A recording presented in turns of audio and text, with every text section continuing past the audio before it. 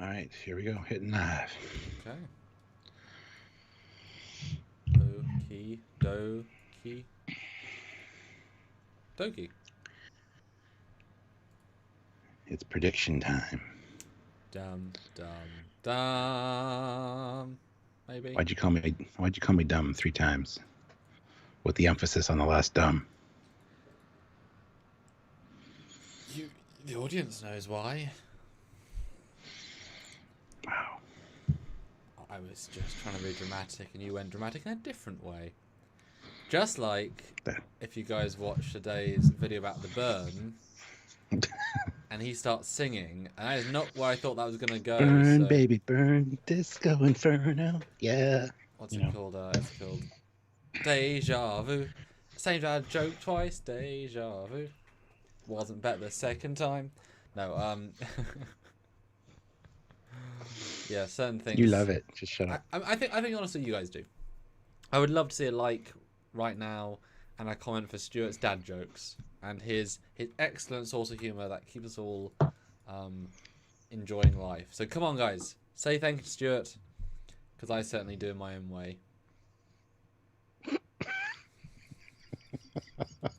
Like that caveat at the in my own way. Yup. I'm just doing some picture enhancements as we prep, just because, this episode extra dark. I'll be honest, and it's a little bit annoying. Really? Oh, as in, yeah, visually, just picture quality wise, And as we saw last week, we managed to work out the trill purely from just brightening it. So I'm doing my clever thing. So there's some clever software tricks to get there. Oh, so he's killing time. That's what it's saying. Welcome, guys. Say that. 10 out of 10 for the dad jokes. See? Worst detective skills ever. What? What's that all about? You're right about the trill. Here's a comment. She just wasn't actually trill, but she was presented as a trill. I thought we were very good. Here's a comment. I give us all the credit for the captain's dad jokes.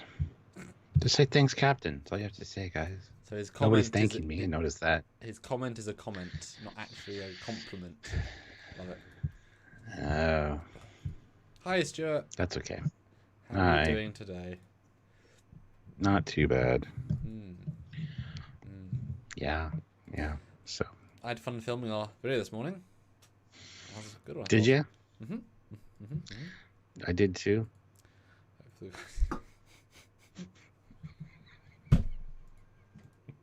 Please replay that. It just adds a sort of weird sound effect, like wah wah. I did too. Wah wah. And then cut to a crying face. Stuart. All around me are familiar faces. Oh no, I'm not even drunk or anything. Maybe just a little bit loopy. It's prediction time. Yeah, well, 86 people watching right now with 43 likes, guys. Let's hit the 50 at least. 7 more likes. I think we can do that.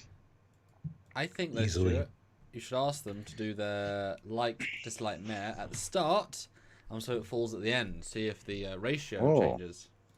It won't. All right. What, for this last video the last episode we saw? No, the one, they're excited. Like, yes, no, meh. Okay. Yes. Are you guys excited for this next episode based on the trailer, on the preview trailer thingy? Put yes, no, or meh. Could care less. The last one, people were kind of meh about mostly.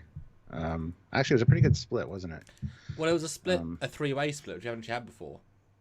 Yeah. Equal yay, no, and meh. I love the thumbnail you use because it looks very 1960s Batman with the colors you got there, the blue, the green with the red lighting. It's like so dramatic. It looks like a cartoon, panel. Yeah, I was looking at the whole thing. Not a cartoon panel. Sorry, a comic panel. Oh, yeah. Don't get them started. No, I was watching. I was just like, what can I pick? What summarizes it sort of, but doesn't spoil it? I was like, oh, that's an image. Not that we're necessarily, her favorite actor of ours or anything, but like, yeah, tells the audience, yup, there's gonna be some action this week. So we started out with a not really from Serious, and then we get a yes, meh, yes, meh, yes, hopeful, yes, meh, yes. In hopes of ships. That's a great answer. That's Trekyards. Thumbs up. Hopeful. Heck yes. Yes, meh, yes, yes. So a lot of yeses and kind of equal amount of mehs. There's nobody that's really. I mean, Sirstus is not says not really, but that's kind of a meh to me. That's not a no. Not excited, you know. Well, I'm excited to see Tilly kick the shit out of Osira. I think that'd be hilarious. Yes, does feel like there's gonna be a femme fatale off. As in, you know what I mean. You know what I mean. I hear you. I know what you're saying. But yeah, we got a super chat already from the great Ozzy Medeiros, one of our fleet admirals. So thank you, Fleet Admiral. Present $10. All hail the superior commander and super captain Foley. That's Fleet Admiral Skeleton Hands. This week's episode is directed by Frakes. Okie dokie. Yeah, the next episode is directed by Frakes. So he does. One we're talking about. He does Die Hard on our ship. Okay. Good stuff. Okay, I've done most of the stuff I've enhanced. Okay, great, cool. Here I am now. Yes. Yes. Cool. I will start showing then. Get that underway, and then I'll jump back and we'll start talking about it. You do. Yeah, so guys, as you saw, super chats are a great way to get your comment read or question answered kind of thing. We do read them all on air, and if you want to get your voice out there and be part of the community, part of the conversation, please consider sending a super chat. It supports the channel and, you know, get you noticed a little bit more. We do read the regular chat as well, but you know, we do make a point of reading every super chat, so by all means consider doing that. Support the channel and also help us out by clicking that join button if you can. Join the channel at the rank of Captain, Commander, Captain, Admiral, Fleet Admiral, or Federation President. Or head on over to Patreon/Trekyards. It's another great way to help us on a monthly basis as well. Yeah. Also check out the links to all of the things down below. Teespring store, you get some Trekyards merchandise. You know the routine, guys. There's lots of cool stuff down there to save yourself some money, even some stuff off Eagle Moss ships. And ships is kind of what we do here. So it's a match made in heaven, essentially. So, and I'll get to Eugene's super chat in just a second there, which is awesome. Thank you very much, Eugene. But yes, consider doing that. And we will be talking about predictions for the next episode of Discovery, episode 12. Which is called There Is a Tide. There are Tide Pods, it should be called. But anyway, yeah. So, there you go. Also, yeah, like the video. It's a great way to help us out as well. 112 people here, so 59 likes already. We can hit 75 easily. We can even 100. Let's get to 100 likes right away. That'd be awesome. And yeah. Let us know your thoughts about this up next time on what your predictions are, what your thoughts are, what you want to see, what you expect to see, what you hope to see. Lots of different ideas out there, so we want to hear them all. So, yeah. So once he gets back, we'll read the super chat from Eugene and go from there. So looking forward to that.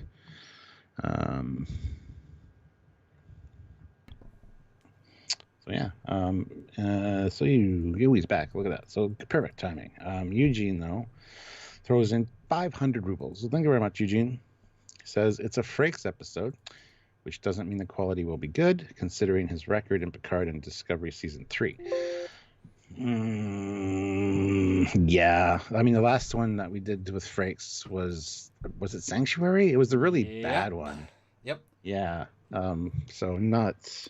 That being said, most of the ones Discovery episodes directed by him were fantastic compared to the other ones. So yeah, it would be sad if we took the one exception to say, okay, now he's bad. You know, depends what he's given, and that one he wasn't given a lot. You know, although interestingly enough, I wonder if this was intentional. He got the setup episode for the villain, and then the episode she's going to be in it the most. Maybe the takedown episode for the villain. That's what I mean. That seems a bit odd. So he's directed it the most out of all the episodes. Because you would think at some point maybe they are given which ones do you want to direct? You know, like obviously for the legacy directors that have the most clout. I just mean like the most experienced. It'd be weird if they got. I mean, I know it's obviously a job, but there's some sort of episodes you wouldn't want to give some directors like who are good at action a rom-com and vice versa. You know, or a time travel story to one that does not really up to understanding time travel stuff. So. I wonder. I wonder. Well, I mean, his track record's been pretty good, so I'm hopeful. I'm sure it'll be better than most, Well, to be fair. it is a bottle show. It looks like standing sets, which you takes more creativity to be interesting in. But he's done that before, and he's lived in 70s of bottle shows, for the TNG sets. Whereas, on location, he clearly didn't have as much experience, or he couldn't bring as much zazz to exterior Canadian forest. How many pages? Oh fuck. But let's do it then. I'm sure we both rewatched the next time on right before. What were your views now, having mulled on the other one? Hi, Donnie. Well, I saw a few little nuggets in there that are going to be interesting to talk about when we get there. But overall, it seems like a good wrap-up episode. That being said, it's in the middle. Like, there's 2 more to go. So this would make sense as a 3-parter. And it probably will be. It's probably going to end on some kind of cliffhanger as well. If it doesn't, it'd be interesting if the last one's a standalone or, a more upbeat maybe episode. But this one seems to be very much action-oriented and, like a popcorn movie, summer movie kind of vibe to it. So it'll be interesting to see how that plays out, especially with Frakes directing. But he did First Contact. He doesn't know how to do action. That's true. That is true. I am excited for it though, because I want the last episode's sequel to be better because of this episode. I want it to be, because it was kind of a letdown. I think for both of us, and I just kind of want this to be good to kind of help that one stand up a little bit more. And if this is a 3-parter, which I think it will be, that'll be very interesting to see how they handle that. It'll be basically like a movie at that point. And yeah, we got through the slog through the beginning of it, and then we're going to get to the action. So looking forward to seeing how they do that. Real interesting points, actually. Zora is going to kick ass. That's really interesting. Well, we've said for a while now it's 2-season arc, and they can't finish everything in 2 episodes. Given this entire episode, for me, this trailer gave off, like I said a teaser a minute ago, Die Hard on a ship. The insurgent crew take over and fight through standing sets for a while. Obviously, you're going to have Starfleet Command as well. They didn't give any vibe of the Saru subplot, so they might actually even completely cut away from that, actually. Here's about a radical take. What if this episode is like 95% take back Discovery? Because guess what? That's really important. Save Starfleet. In the last episode, we jump back to the other planet, and stuff's changed even the last day. And then you go back to what caused the burn. Because the Saru and whatever his name was isn't a very strong storyline by itself. So just like the Mirror Universe stuff, I'm kind of getting that vibe. Like, rather than we're going to see cutting back and forth, I'm not going to care as much about that stuff unless it's easily wrapped up.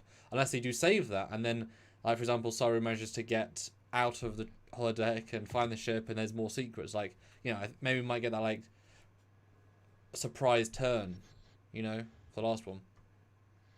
Yeah, because I don't think the way they presented this one doesn't look like there's going to be any flashbacks to Sakal and Saru, which would be interesting because, flashbacks. They probably will. Flashback is... Sorry, you know what I mean. Flashback to the planet. That's what I mean by flashback. Anyway, just that people get confused.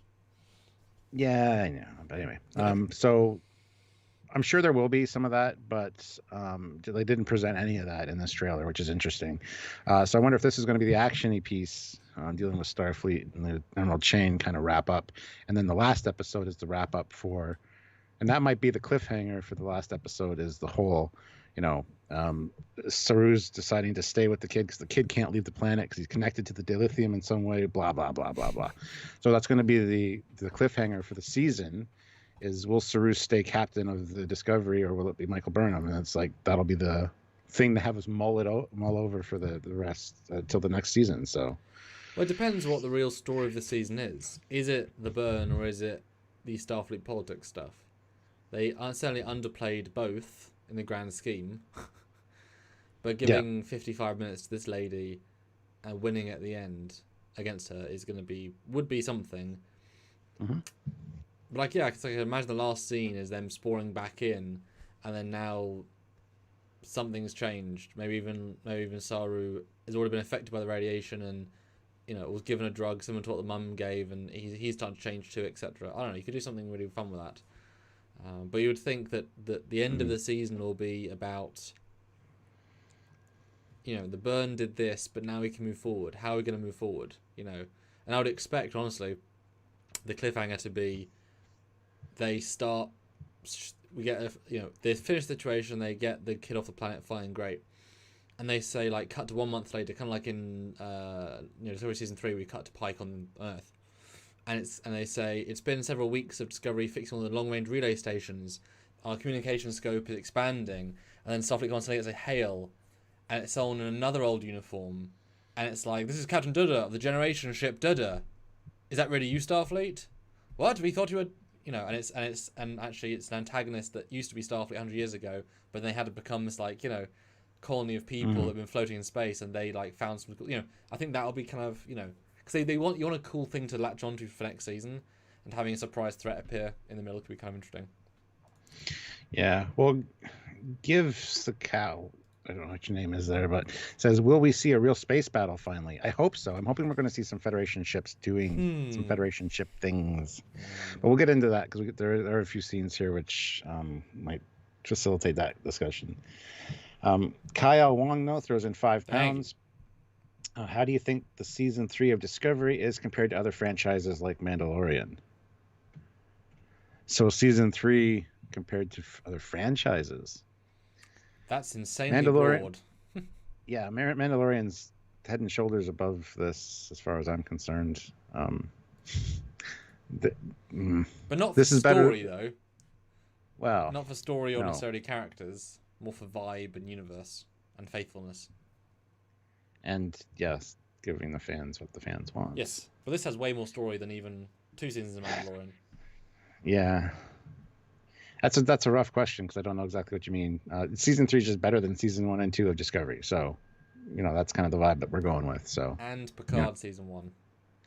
Well, yeah, most things are better than Picard season 1, except Discovery season 1 and probably 2. Well, I would say I think I'm enjoying this season more than Enterprise season 1. I think I might go that far, yeah. Just because the mystery is interesting, and you also got to look at like how much more we care about everyone since the start. Obviously, okay, we don't care about the other bridge crew. They still failed a 3rd year in a row, insane. But do we care about Hoshi really after a season? More so, actually, yes. But they had 6 more hours of content, etc. I don't know. Well, I mean, this season was pretty successful in one thing anyway. They made Space Hitler at least likable or a little bit redeemed, even though most of the time I was saying she's irredeemable, but whatever. Well, what we have to do is face your universe again, and quite a lesson. 3 months in your own evil universe, etc. Yeah. Andrew K, though, throws in $10, so thank you very much. Excellent, thank you. I wonder if the hard decisions that captains have to make that Michael alluded to is that Su'Kal has to die, that too much hinges on someone that might be too unhinged, and Saru has to be the one to do it. That would be interesting because it does focus on Saru making decisions, that whole conversation. And if he's got attached to this kid by that point, and that is the only answer to save essentially the galaxy, that would be quite interesting. I have a feeling that somehow this kid is going to be tied to this location because of the genetic modifications. It helps ground it more if there's a risk to it, if there's a stake. Yeah. For sure. Yeah. So I think something like that would be very, very interesting. Yeah, he maybe has to die or something, and Saru has grown attached to him, and it's Dr. Kolber that has to do it, and it's just a whole, saying goodbye to this kid kind of thing. That might be interesting. Absolutely. And also, I had never even considered that, having him die, the character. But I can definitely see there might be that moment where, in the last episode, where Vance says, Discovery crew, I'm ordering you to terminate the Kelpian. How can you do that, sir? Because he killed, accidentally, 500 billion lives. If he gets upset, he'll do it again. We barely regained anything.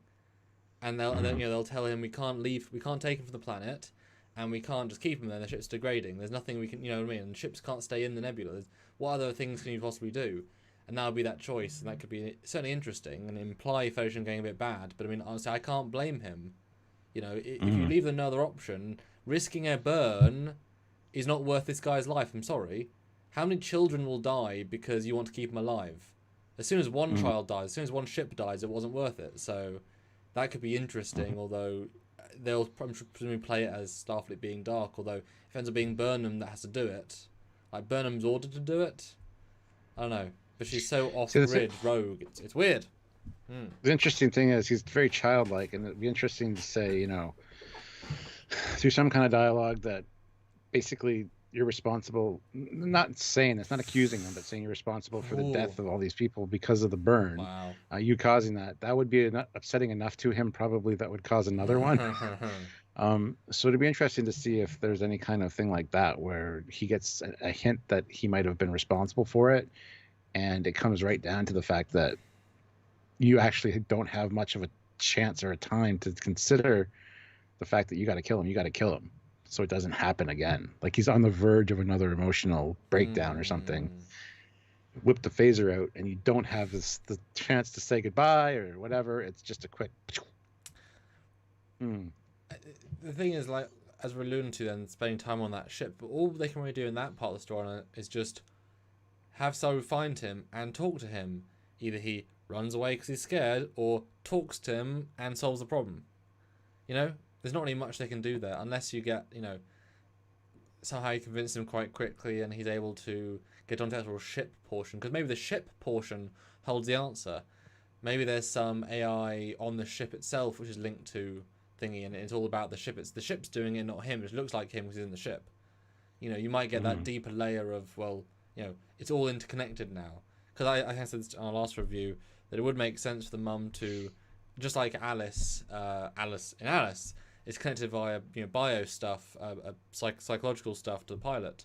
It makes sense the ship be linked to him directly mentally to keep his well-being, whatever. That you could argue then why the creature is directly linked to him, etc. And so then maybe just disabling the ship will solve the problem, because it's a ship that just thinks it's doing the right thing by causing X, Y, and Z. And then you could get him off the ship. Then he's less special. He's just, you know, the ship has been modified, and it's just a, you know. Yeah. Well, yeah. I mean, I can see something like that. Let's see. Eugene puts in 100 rubles. Better than Enterprise Season 1. Is this Trekyards? I didn't say better. I said maybe more enjoyable. Because there's not a lot of enjoyable stuff in Enterprise Season 1. Like, that, it's fine. It's vanilla as all hell, you know? Yeah. It's by the numbers. Yeah, whereas this one it's interesting, you know? And it's been a really good ride. You know, it's been a better ride than Season 1, Season 2, or Picard Season 1. You know? Yeah. Like, considering we're 12, we're 11 in, and it hasn't really failed yet. It's quite impressive for Discovery. Love that caveat. For Discovery, yeah. Kevin Scott, 76, $2. Was looking for David Bowie in this labyrinth. Yeah, it had that feel in certain spots, didn't it? Yeah. Well, all right. Well, let's start chatting about this trailer. Yeah, I don't know how this is going to play out, because we got shots of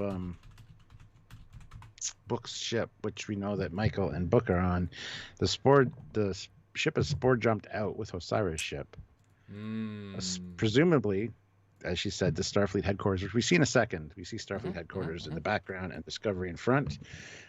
So how are they going to get to Starfleet headquarters anytime, unless they risk taking the transwarp corridor, and we find out exactly why it's been such a iffy prospect. That'd be nice, actually, because the look on Michael's face in the next shot is like, you're suggesting what? But I could see that happening, considering that Osiris came through that, apparently. Book saying, you know, it's worth taking that transwarp corridor. It'll get us there in whatever amount of time. Well, there is some advantage of being this vague when it comes to what the season is, as in about transwarp and slipstream and quantum slipstream and blah, blah, blah. It's like, if you're vague, then you can throw them in if need be. Probably you consider that a setup. Mentioned twice in 4 episodes, transwarp. And we do see in this intro sequence that they're obviously doing some FTL, but they're being hit by debris, rubble, whatever, hitting the shields. So yes, I think, and this is what you'd said ages ago, I think what you might find is she says, so why is it... So yeah, he's like, okay, they've got to on Starfleet Command. How long will it be maximum warp? 2 weeks. Not too long. Slipstream can't do it. Transwarp, bad odds. Better than zero? Better than zero. And maybe she asks, well, what's wrong with Transwarp? And he says, yeah, when we had the 2800s Borg war, there, thousands of Borg ships are destroyed in Transwarp, and their debris is littered, and so you can't. My ship is smaller. I've got better odds than 50-50, but a bigger ship just won't be able to traverse it. Yeah. And the ship's also reconfigurable, as you said, and we saw it flying through the nebula. So, and it'd be nice to think that she would then also be able to ask, do we have enough dilithium for it? Because only a ship, like the ship, has to have full power available to do it stably, and most ships don't have a full tank of dilithium, whereas I'm sure Book does have a full tank. Why wouldn't it now? So that could be nice. So shields are at full, everything's at full, and that could be said to be kind of fun. Although it would, that if the galaxy is meant to feel so broad and wide-versing, it'd be weird to suddenly say, oh, now we can jump back to Starfleet Command in a few seconds, because that also makes the spore drive less valuable. If they can just jump back very, very quickly, well, where's the... I don't think they're going to get there on time. I think all the stuff that happens on Discovery, like the phaser battle to reclaim the ship and all that, is going to happen during the course of the episode. Oh, you think? And they're going to make it back at the very end, just as either the chips are down for the Discovery crew and they've lost because it didn't work out, or they're just saved the day and all of a sudden Book's ship comes out of transwarp and it's like, about time you got here, but we don't need your help now. So I like that, because the Burnham character's always been over OP. And so, yeah, if she's warping in to save the day by herself, that diminishes everyone else. So, yeah, it would certainly give everyone else, the bridge crew, because there's no Saru either. So it's just the secondaries. Or, literally, just and Stamets, but he's obviously mind controlled. So that will definitely be a case of the writer said to the team, okay, we aren't going to be able to give you that many more lines each episode, and some of you won't get any lines in episodes, but one episode near the end, it'll be you four, half the episode. Yeah. And that I could see being fun and rewarding. Although you have to explain quite heavily why, out of the 75 people, why those ones won't manage to escape and go through a ship, and the ship's not that, there's not that many corridors. And you were thinking Sarah could scan everybody, and this is a world where everyone can beam anywhere, and weapons can do anything. Yeah. They need to give some real reasons why they can successfully sneak and hide and hand-to-hand fight, rather than just, oh, they didn't think to scan for more life signs. Like, yeah. It'd be funny if we got to use the transwarp corridors, but we need fuel. What do we need for fuel? We need to put Grudge into the Mr. Fusion. we need Grudge to fuel the drive. Oi. Yeah, I was going to read a thing here. Where is it? Somebody asked if Orville is ever coming back. Mr. Horndog. Filming it now.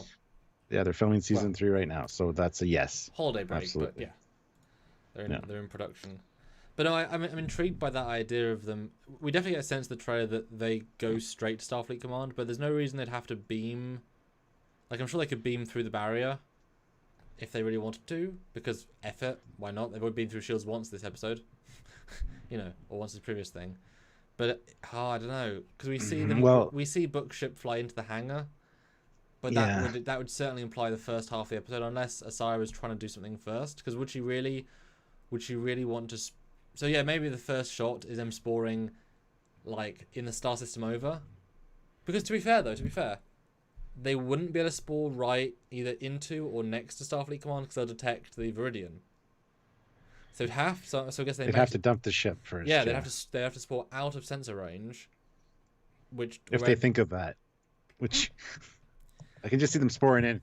You see Starfleet start out with the Starfleet base, and all of a sudden there's a Discovery. No explanation where her ship went until later, but you know what I mean. Once you said that, if you're thinking there might be a little bit of time past, that could be kind of interesting. Well, speaking of time, Clinton says time travel will play into this, and yeah, it seems like it with the last line of dialogue in this. She says, "Hold on." Yeah, I've heard you say that, and I don't understand what you mean. Well, hold on, I'll tell you why. No, I don't think you will. I just got to listen to it. Just 1 second. Oh.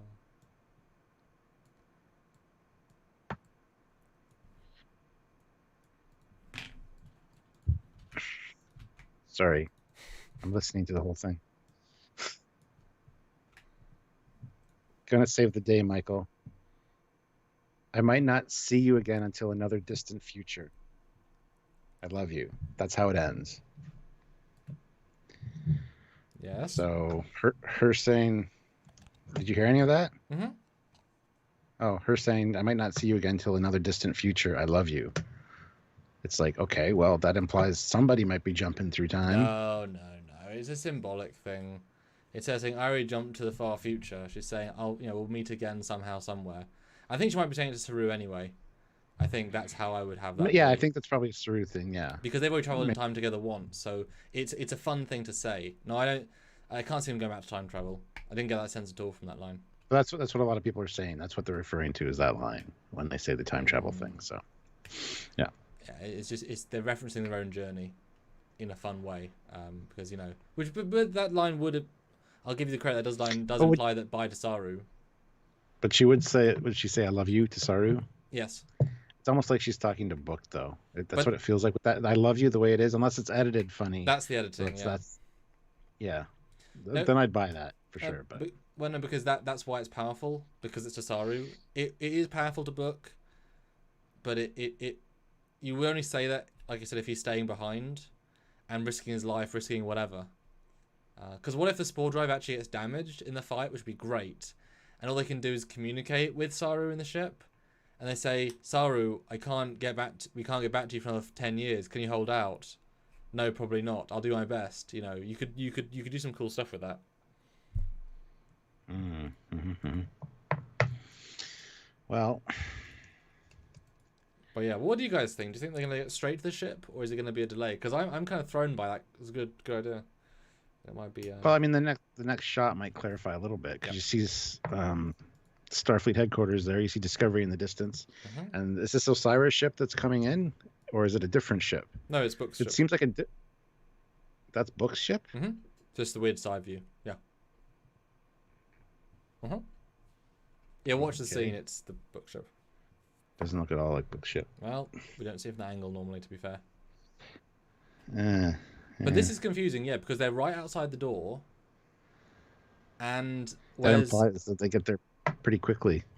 But where's the Viridian? Exactly. So they might have already gone and come out. They may not be being let in. It's confusing, because why wouldn't they spawn right in Starfleet Command if they want to be stealthy? Because that's where Discovery would normally spawn. Like, I would appreciate if they always spawned outside, but they haven't done that. Most of the time spawned from inside. That's the precedent here. So it's weird to spawn outside. But yes, this is what I mean. This is what implies. Yes, they find them straight away, but where's the other damn ship? Confusing. Interesting. So you think that's Book's ship and them heading into the bay of Discovery? Absolutely. Which I've done an enhanced shot. It's definitely Discovery Bay. I think it's B for barricade. I think they have to get in, and they damage Book's ship extensively, and the bay. That's my take from this. It's very whateverly done. But that's why. And also, I don't know why, but I get the vague sense they might actually damage the spore drive in this episode. Take out the running for a bit, because they've definitely OP'd it this season. It would be really interesting to take that out of the equation. Possibly. They still have the tech. The idea of the tech still have Stamets, but what if they can't actually do the spores anymore? Or, as you said earlier, other ships can outspore, but Discovery can't. It's like, oh, whoops. We were special. Yeah, I'd love to see other ships spore in. Like, they've been working on that. And Stuart, the fact that you of all people would say that shows how far we've come. Because spore drive, boo. Right. Yeah. Then we get a shot of a dude in a wheelchair looking at Stamets, who's in the cube, and then there's a line of dialogue here like, we've found out how the spore drive works. And later we see this room again with one of the displays is a green display of a DNA helix. So the tardigrade DNA incorporated with his. Who's the dude in the wheelchair? I assume he's one of the Emerald Chain. Well, he's wearing leather too.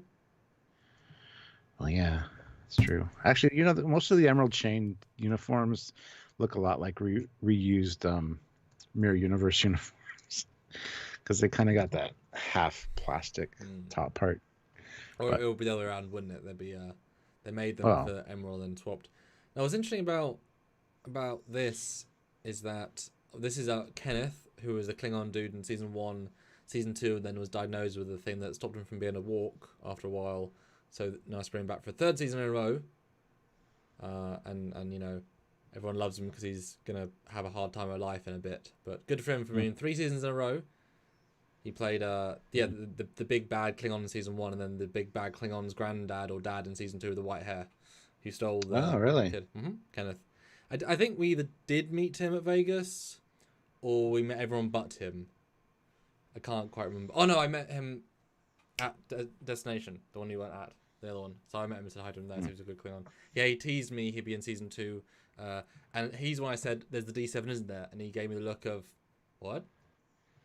No. Yeah. But this is interesting because the pace here isn't fast paced.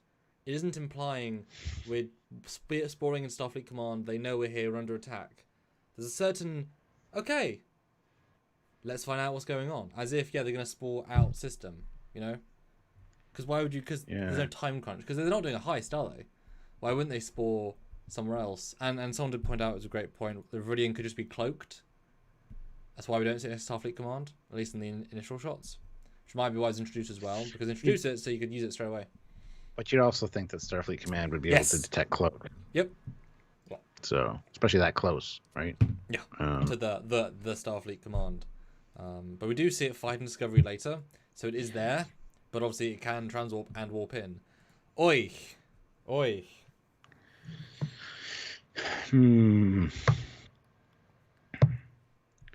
Well, interestingly enough, the headband that Stamets is wearing, I saw another video that pointed out that it's very similar to the head things we see on the male Orions in Enterprise as part of their control, I guess.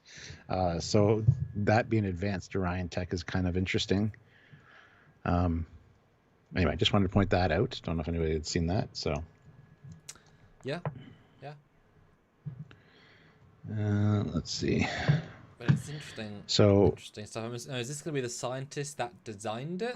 That's worked on their way of finding another spore tech thing, or is he going to be a volunteer? I think he's to use. Yeah, I think he's a volunteer to get his DNA altered to be the pilot or the spore jumper guy.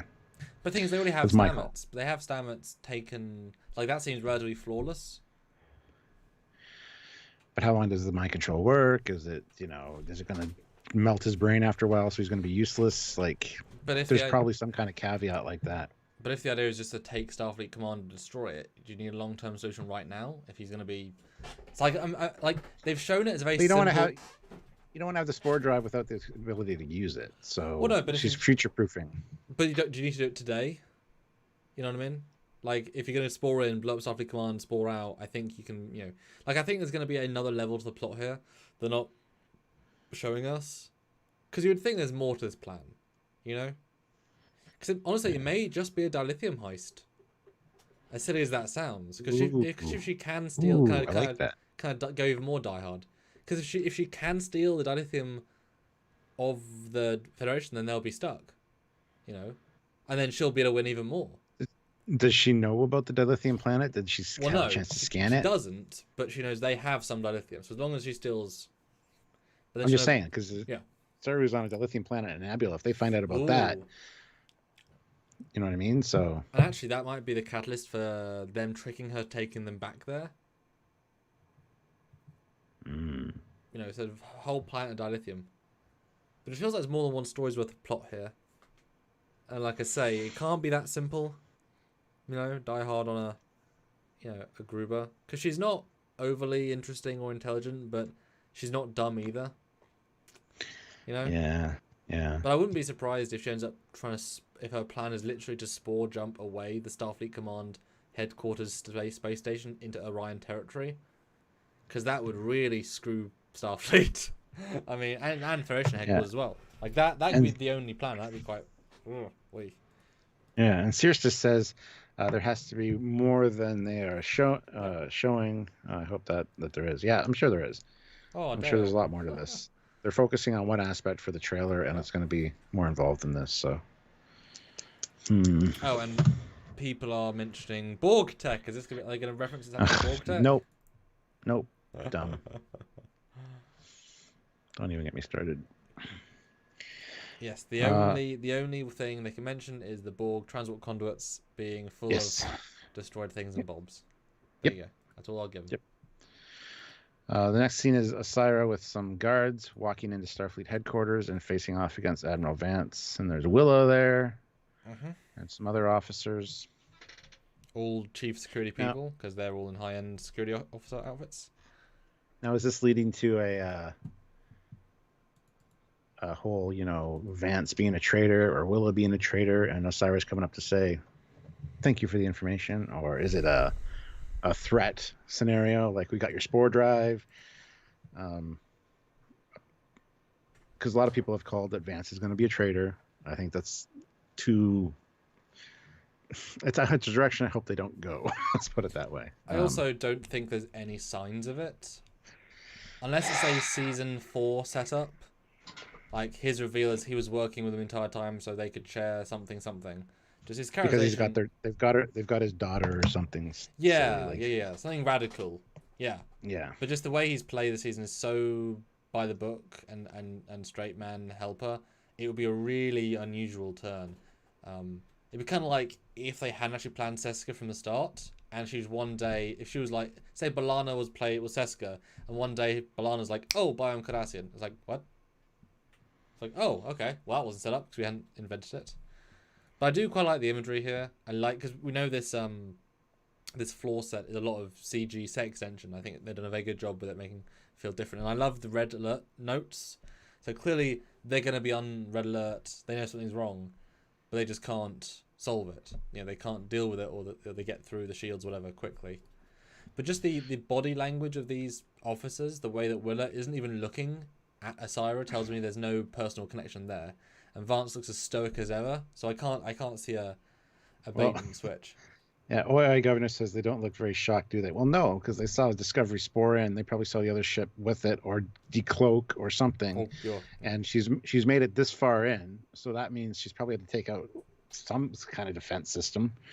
So of course she's not shocked to see her. Because honestly, I wouldn't be surprised if I guess they spored outside the bubble, let go of Viridian, spored inside the bubble, and then beamed aboard. And you see Vance saying, "There's a ship appeared," and then it takes seconds, doesn't it, to do that stuff? So within a minute, they can have a ship out there patrolling and one in here.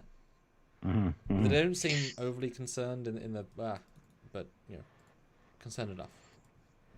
Yeah. James McGill, $5. Thanks, missed opportunity. Which one of the heroes became holographic Pakled instead of a Trill or Bajoran when they beamed down? We are not strong. Make us go. Wow. Threefold Path, £5. Thank you very much. I think that season 4 is going to be about rebuilding the Federation, so I doubt Vance will be a traitor. I do too. If they make Vance a traitor, I'm going to riot. Well, Captain Kurtz's best admiral, in my opinion. Yeah, he's getting real close to being the best admiral of all Trek. And just for doing his damn bestest, Yep. Although he should be giving them modern uniforms and a liaison. Really? And Brandon Thomas says hollows. Maybe these are holograms of them, and it's all trapped to get Osira. That's interesting. And it's something they could definitely do with future tech, I'm sure, all throughout Starfleet headquarters, of all places. Yeah. Wouldn't it be a great double bluff, actually, if we end up getting a scene where these, everyone, they beam in, you see them walk up to Vance, they have this conversation, she's like, I've always hated you. Well, I'm not really here. And they pull phase and shoot Osira. She's like, well, I'm not here either. Everyone disappears, because everyone went for that trick. And then you cut. I can see that. And then you cut to her Discovery Bridge, and then Vance suddenly he's on the Voyager J, and it's beautiful pan out, just like we did on the Discovery, the Enterprise Bridge, and it's a really nice looking bridge. And he sits down, he stands up and says, "Arm quantum torpedoes." And then you cut to the outside, and all the lights go on, and the ship turns on, and you know what I mean? Like, wouldn't that, like, he knew something was gonna come, so he was ready. Yeah, like even a line of dialogue before that saying we've scanned all the ships in the dry dock or whatever with the Yeah. base. None of them have dilithium on board. Ah, okay, good. So we don't have to worry about them. Yep. Spore jump in, and then it was all just a cloak of some sort. And Yeah, they all activate. yeah, I see it. Yeah. I would love to see Ooh. Voyager J power up. That would be awesome. Ooh, or somebody spore in, zoom zoom, one on each side or something. Yeah. But same thing with so Voyager turns on, and you get the replicable matter become phaser cannons across the entire hull. But this is what we want. This is what we would. This is the Mandalorian would give us. Exactly. We got to talk about what they'll actually do. Ugh. And but these aren't out of the realms of possibility. All these things we just talked have been set up in one way or another. They're not unprecedented.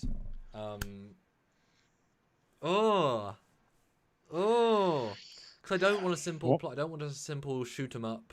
You know, there needs to be some real meat here, especially since this is theoretically the big boss fighting the big heroes. Not really set up either way, but yeah. Matt Greek puts in $5. Awesome channel, enjoying the content. Happy holidays. Well, thank you very much, Matt. We appreciate that, and yes, same to you. I hope you guys all have a happy and safe New Year's.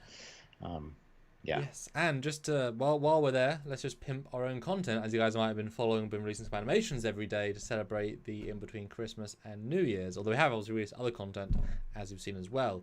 We released the Enterprise. Yes, hit like too. We released Enterprise at K7. We released Enterprise D at Warp. Delta Flyer meets Voyager. Scimitar warps in, and today we released Slave 1 Flyby in 4K.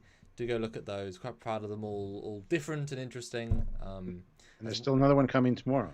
One more coming tomorrow, yes. As well as we have the Cause of the Burn Revealed, which came out today, and one video coming out tomorrow as well about this episode of Discovery. So still bits and bobs. I've had amazing comments so far, but do go check those out. And 257 viewers right now, which is awesome. And 117 likes, not so awesome. Let's get to at least 150. We could probably hit 200 with 262 of you here. If you haven't hit that like button, you know you're guilty. And the guilt's weighing on you that you haven't hit that like button. So just hit the little thumbs up. We got to give people reminders because a lot of times people forget. So please, let's see it shoot up to 150 right now. Thanks, Brandon. Christian Montgomery, $5. What about the courier gadget? Books slapped onto the terminal a few episodes ago. Possibly cause of Starfleet's leak. Could be used to track them or to get some information. Another mention that I think the actor who plays Nan is coming back for one of these episodes. It'd be interesting if she was actually captured by the Emerald Chain and has been the leak all along, because she's got one of the same things that Stamets has on his head, and she's been the source of the information. It'd be a good way to bring that character back. Maybe. Well, it'd be a sad way. Good. Well, it would. So. Well, in fact, they have also set that up, both in the emotionless of her leaving, but also they've sort of established she can track their spore jumps. I mean, flimsily set up, but they have said it, and so you could argue that yes, they've been tracking. Yeah, with the line of dialogue, like, yeah, they could probably. Yeah, it was flimsy. And we've now established if they risk it, they can go super FTL and not worry about it. So they have put those pieces in to be able to find her and bring her back, certainly. And that would explain, because I would also expect that if there was a leak, and yes, that tech I would also imagine is like a back door has let them hack into Discovery anyway. But I can imagine that we might get a situation where they also know the layout of Starfleet Command, and then we'll get that moment where it's Nan who's been brainwashed, because she was obviously on Starfleet Command as well. She's seen it, she knows it a little bit. Yes. And there'll be that weird sense of, how do you know all about our secret base? And she's like, well, I had some help.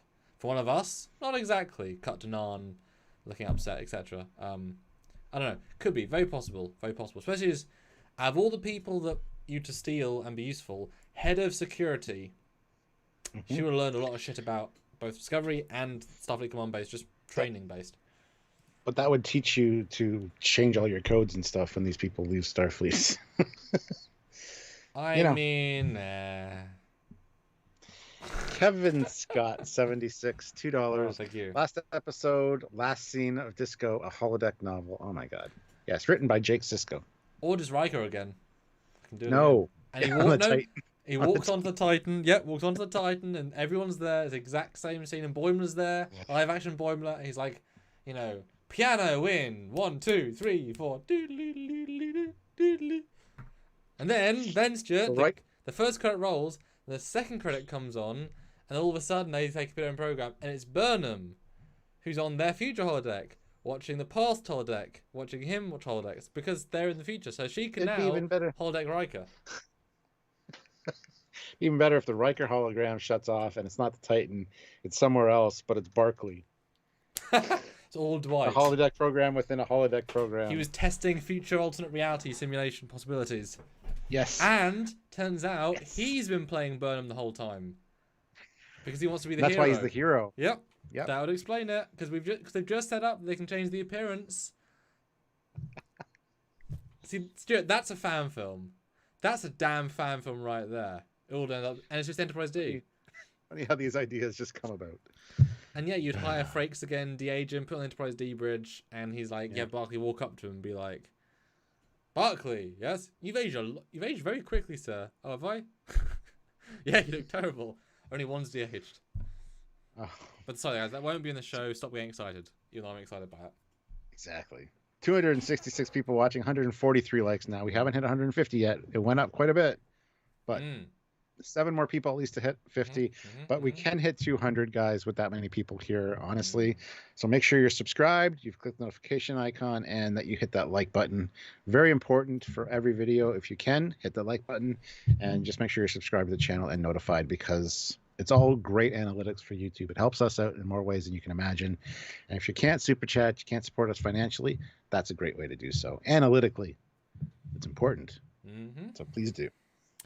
And a crazy case kind of implies, and I want to ask you then, do you think we're going to see any, or have any real mention of the Federation itself, as in Federation president or ruling members on the station, like actually get a sense of them? I'd say no. That would be my guess. Hopefully that's a season 2 thing. Do we get a sense of this? Season 4. Well, but really it's season 2 of The Good Discovery. Yeah, but season 4. Yeah. Zamir Patois puts in £5. Thank you. I think Osira's cousin, Bruce Banner, will come in at the end of the season and save the day. Just don't make him mad. You wouldn't like him when he's mad. And Sebastian, a.k.a. Space Daddy, puts in €5. Thank you very much. That is a great way out. Discovery and Picard are simply bad holodeck programs. Yeah.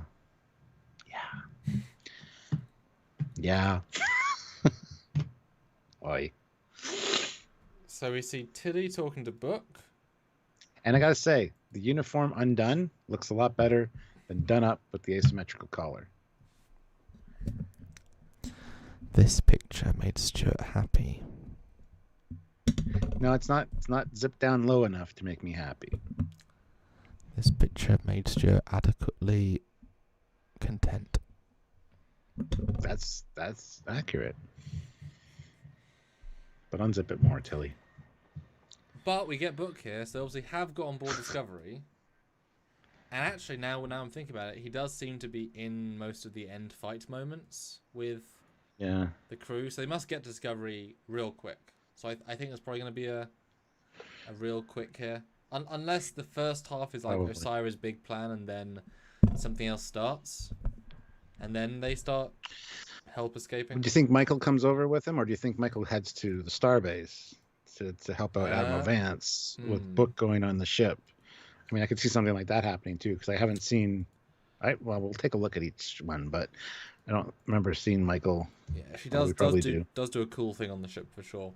But we do see the bridge crew, the side crew, beating up some people, including for some reason in the mess hall with all the chairs updone. I'm not sure why they'd go through the effort, Osira, of making the ship put the chairs up. Not sure why you would do that. It's easier to clean the floors that way. Kyle Wong puts in £5. Thank you. I want to see Luke Skywalker come in and save the day. Yeah, I just want to see a green lightsaber fire up. I do, Sebastian. Yes. All I see is a base. Oh, good. One X-wing. We're saved. I've made that joke before. Last time it would be a good. I know. I know. Do you think that we're actually gonna get a slight time jump because it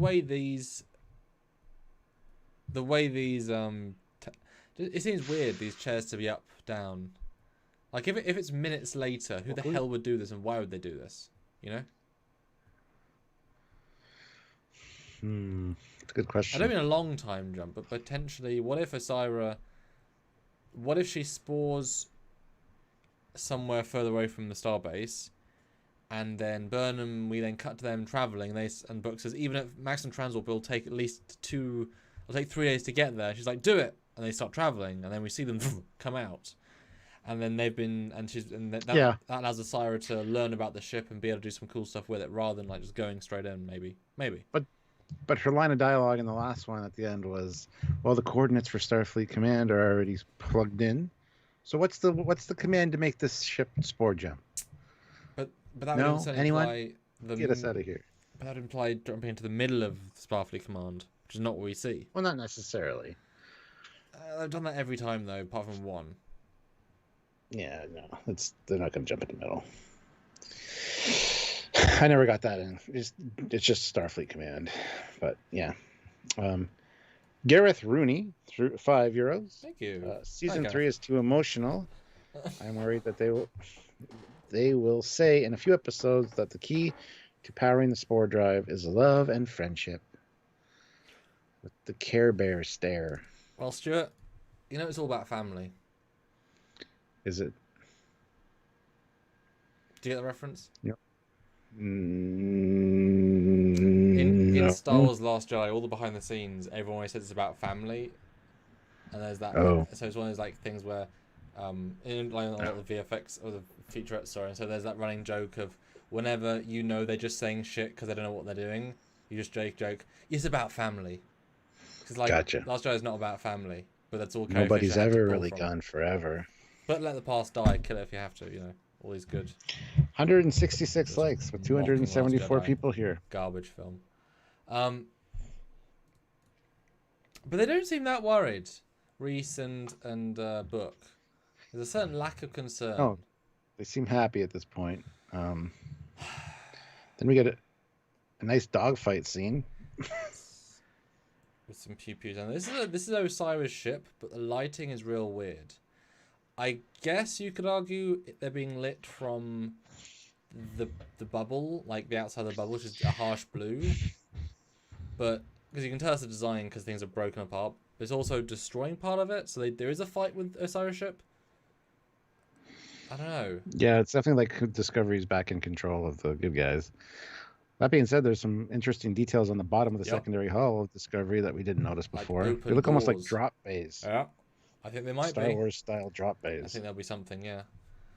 But I mean, is this the end of the episode? Because this would definitely imply there might be more ships that either come out of the bubble or warp in, which would be good.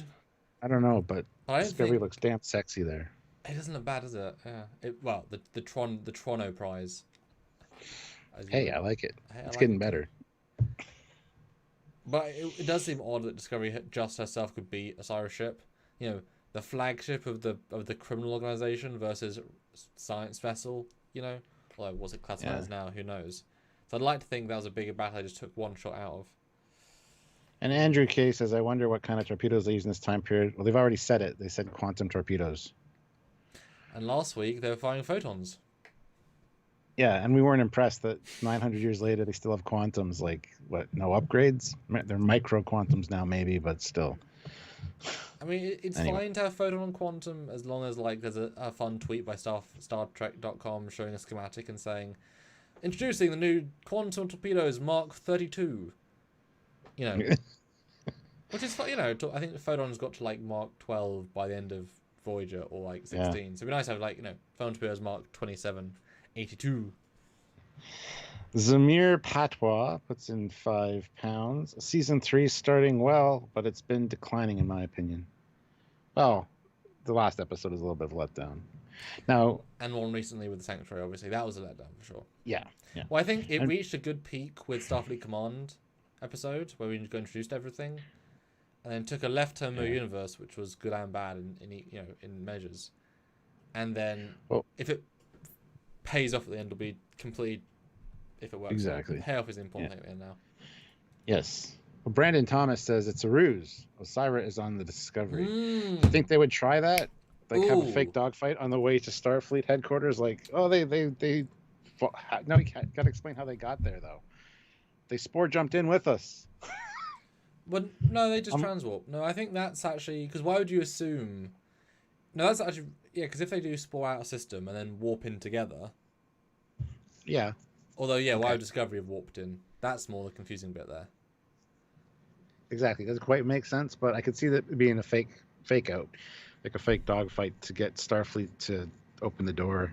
Maybe they can't spore in, even though we've seen them spore out. I feel like it wouldn't be so much any of that, because it doesn't make sense for Discovery, but what it would make sense is Osiris ship is there, they're fighting it, and Vance orders his fleet to engage, which pulls them out of the bubble, and tells Osiris how many ships he's got running. And then it can go in, if they've got the spy, assuming something extra, what if you see a moment where, you see 5 ships leave, Discovery goes into the bubble, and then Asara's like, yes, activate the emitter, and now the bubble like freezes up because Narn's worked out, via Narn's information, she's worked out a way of like forcing it to be a closed barrier, and they've locked out half the ships, etc. That could be interesting. It definitely feels like a very sort of focused fight, so that's a really good possibility.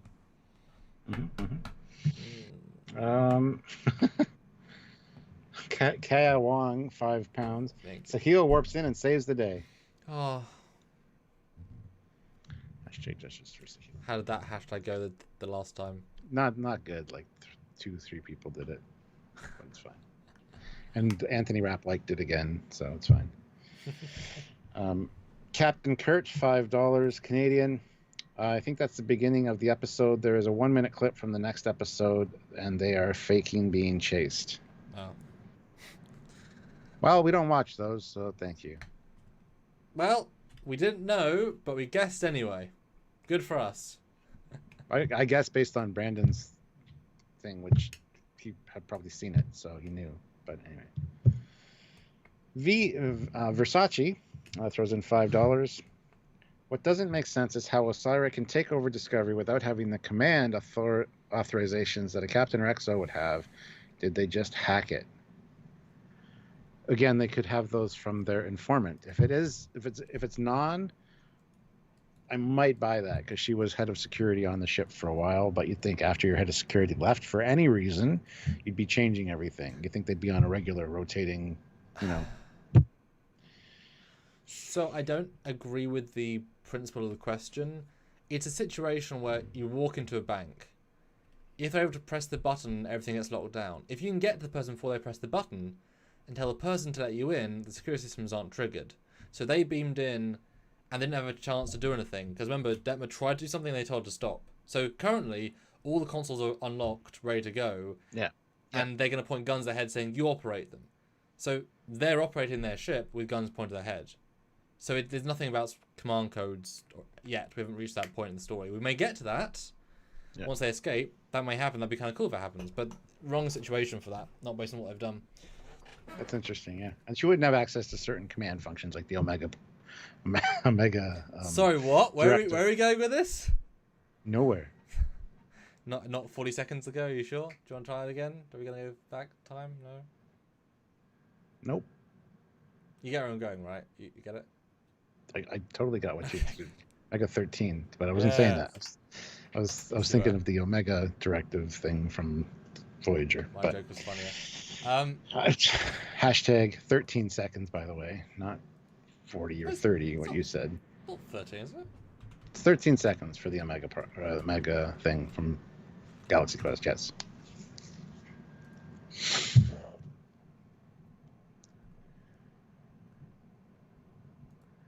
Anyway, hit like, guys. 181 likes with 280 people here. I think we can easily hit 200. That's only 19 more likes. Ooh. Am I right? Yeah. Yeah, I know I'm right because I'm the captain. I love when I'm right. I'm guessing 13. I never linked that together. Yeah. I made that Fleet Pass Swift.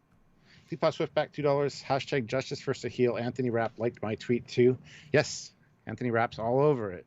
So that's good. Twitter, hashtag Justice for Sahil, and at everybody on Discovery and at Trekyards, guys. Do it now. What are you going to say? Nothing. Yeah. Okay, we have another super chat. Jaddick Productions, Joseph here, is putting in $5 Australian. Hey guys, really enjoying Discovery this year. Hope you guys have a productive new year. Trekyards forever. Trekyards forever. Well, it's like that, isn't it? The Wakanda forever. You mirror universe it. We should. Well, I know. I was doing the anyway. Ah, we should do Trekyards forever. Should be like this though. Like a T. Trekyards. Smash. Trekyards forever. Forever. Ow. Yes. Wow, we're real smart. We make this show go. Do we though? Yeah. All right. So next scene is Michael down in the spore room, shooting some bad guys. Yes. And we've got on the display in green Orion. It's got to be green Orion all colors. Okay. The the helix for the tardigrade DNA spliced with Stamets, and it looks like Stamets is. Does it look like he's chained to the? Or yes. Yeah. Yep. No. Absolutely. Seems a little odd, doesn't it? No, I can see it. Oh, well. I can see it. He's. Oh, and there's wheelchair guy. Yep, and in fact, Burnham shoots wheelchair guy in the face. It's hard to catch. Well, I think he's. So do you think he's a volunteer, or do you think he's the scientist here to extract the DNA, the tardigrade DNA? I think it's both. Honestly, I think he's going to be the one that volunteers to himself. Like, I mean, Stamets was the scientist and the volunteer. You know, I think it's been both. Yeah. But he's a good actor, and his wheelchair gives me Flash season 3 guy vibes. But this seems thoroughly underguarded. One guy, like this should be the room, you know. And Stamets not being there implies they're not trying to get out instantly. It's weird. It feels like an odd moment, you know. Yeah. Joseph Petrick though throws in €2. I wish for 100K plus subscribers for you in 2021. Kapla. I also wish that 100,000 has been my goal since we started this thing and actually got a little bit of the ball rolling. Once we hit about 10,000 subscribers, I was like, okay, we can get to 100,000. Never thought we'd ever hit 10. So yeah, it's been a slog to get there, but we're getting there. Because we don't do clickbait, we don't do rumors, we don't do stuff that'll get us noticed in the same way. But guess what? Mike McMahon knows us. All sorts of industry professionals know us in a good way too. So, you know. So share Trekyards with people that love ships, love Star Trek, and want good discussions. Share it around on your social media platforms. Spread the word. And 4 more likes, guys, to get to 200. 4 more likes. 4 of you out there haven't hit like. A lot more than 4 of you haven't hit like. And Ruben says the Voyager J may have the Doctor on it to save the day. That might be a nice way of having someone Legacy show up and have an epic end. Have the EMH appear. I mean, there is some logic to that. Because we had that for Lower Decks. It was epic. Do you think they could do something? Because remember, season 1 they had the Enterprise come in. Season 2 they had L'Rell and D7s and, you know. I think the only hero-y thing we're going to get at all is the Voyager J saving the day somehow, either powering up or sporing in, or the Nog. It's going to be one of those. It's not going to be a character per se. It's going to be a ship. And we're going to be like, oh my God, that's awesome. Voyager J's up. And then they're going to announce the Voyager J show. Probably. You know what's going to happen. Come on. Yes. They've already teased it with the Voyager J. Like, that's a... But yeah, sorry. I'm surprised the lack of people in this room. I'm wondering if the ship's already mostly taken out at this point, and maybe most of them are over on the starbase. Yeah, and maybe the reason he's not in the bay is because Osara's already found out what she needs to know, and the scientist guy is just talking to him a bit longer. You know, he wants to sort of like just learn stuff. So they think they've already won, or the ship's already been overrun by their guys. I don't know, it's a bit weird.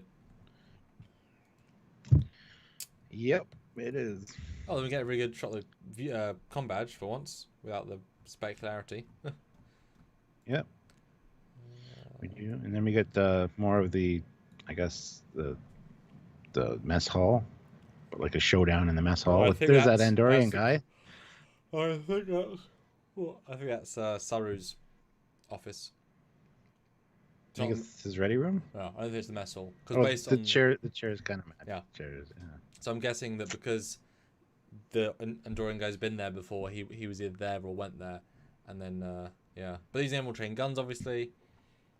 Although sitting behind chairs with guns that can burn through them. Christopher Mulrooney, the Voyager J with the Doctor in command. That'd be an awesome series. Well, I'd watch that. You didn't say anything about Voyager J. You said the Doctor. Yeah, on the Voyager J, that was the implied assumption. Because there'd be hero ship and the hero guy. Like he took command of the Voyager I'd be down. J. I'd watch that series.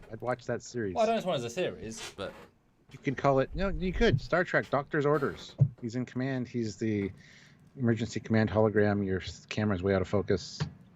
Fleet Paw Swiftback. There, it's not in focus again. Fleet Paw Swiftback, $2. 200 likes. Worf descendant saves the day. LOL. Yeah. No. And David Smith says, "Why didn't Georgia going back in time affect the current timeline?" Yeah, that is how somehow they work. Oh, because once Janeway went back in time, she undid her timeline. So why is this timeline still going? Because it's different timelines. This is the future. She got sent back, and then her future from the second she got sent back was a different one because it's been changed. Yep. This is an alternate. Because this isn't Prime. This is the Discoverse. So. Or at least now it's definitely confirmed to be an alternate version of. Because remember, you can't have every timeline. Like these things all stop and start and whatever. This is now an alternate branch. It's not less valid. It's just an alternate branch. Yeah. Which is good for them. But we get down to the armory. We got a bunch of Discovery people double wielding phasers. Tilly looks badass, although her teeth, because of the lighting, look really tartary and yellow, which is kind of gross. But other than that, it's a pretty hot shot. Yes, I like that armory, which is corridor. It's always just corridor. Like, do you remember how in the olden days they were in little boxes on certain walls, like neaten out of the way to be just because they weren't. It wasn't about having guns. It was just about they're there if you need them. Instead, there's a rack that comes down with tiny little phasers. And yes, boy, Awashkum, she's like, I get to do something. Mm-hmm. But why is it these people? I know there are heroes, but I hope they give us some reason. Like the bridge crew all sent to a room together and locked in with I don't know. I want something to be interesting. Because the bridge crew would have specific command codes that the rest of the crew might not have. And actually, it looks like there's that woman in the shot at the back who was in the last episode had lines for some reason, even though why wouldn't it give them to anyone else on the bridge? She's gonna die because she's introduced. Probably. Well, she's the only bridge officer we don't know, so why not kill her? Would be effective. Yeah. Then we have. Is this a turbolift? Okay, so turbolift. And there's a guy handing somebody else a gun by the looks of it. Yeah, he's waiting. No, there was a guy's gun that he's then pulling the door. He's going to grab it back after he. Oh, gotcha. Yeah, that makes sense. But now are they trying to get into? Well, maybe they're trying to get back into the bridge near the end. Or Saru's ready room. Well, yeah, that is off turbolift. That could be fair. That could be interesting. Yeah. I wouldn't be surprised with the barricading of the behind the chairs and shit. Like this is just the last shot. Seems perfectly feasible. And we get Michael crying, of course, because can't have an episode that are crying. But and then the kiss. Well, no, but what is this? Like, what is she crying for, or who? It almost looks to me because like she's Wrath of Khan style, because she's clearly at a glass pane with two sides, because that's the way the thing is.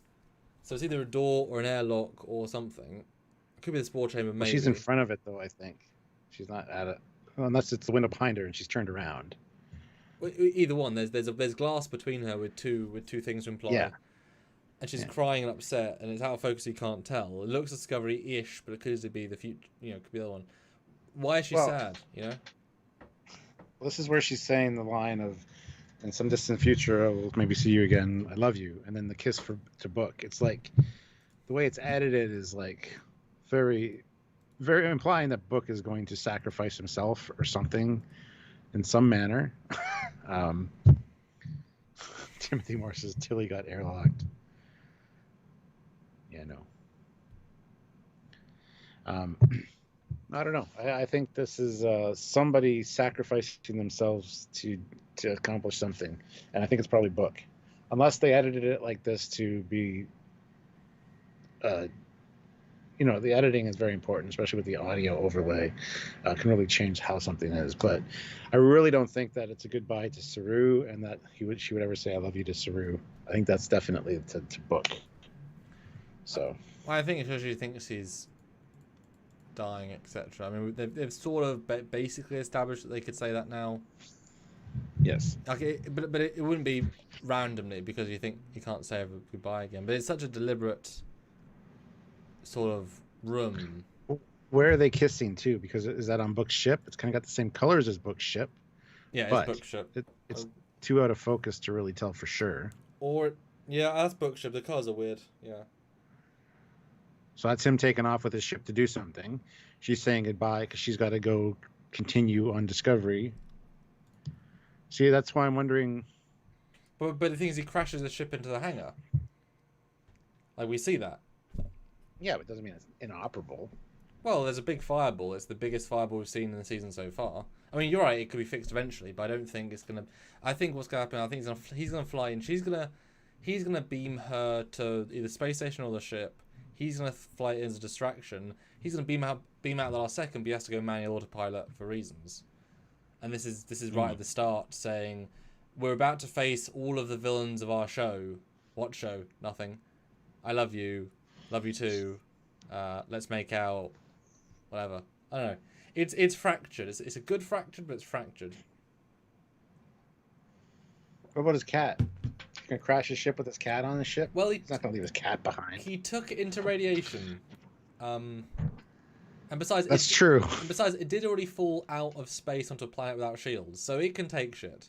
Fireball, because remember the fireball of it going into the deck could be a fireball of stuff on the deck. Could be the work bees, etc. The ship itself could not be blowing up. Yeah. It could be I'm just saying the ship is caused a boom. That's what I think it is. Yeah, but it's a distraction. It's trying to make a point or disable something about the ship, which we kind of find if they disable something. I don't know.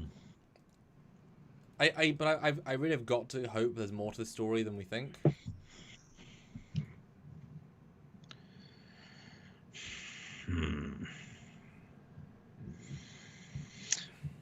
Yeah, I don't know. I don't think we're going to see from this. I think it's going to focus exclusively on this action. The last episode is going to go back to Sakal and Saru. I don't think we're going to see them. That idea, have you? Well, yeah, that's kind of what I thought from the beginning, though. I think there might be, at the end of the episode, we might get a flashback to the planet and kind of that'll be the cliffhanger or something going on there. Yeah, I don't know. The last line, though, the way they have it with the whole, maybe I'll see you in some distant future somewhere. I like that it's the uncertainty of I ran into my mom 930 years in the future. Yeah. Who knows? Certainly.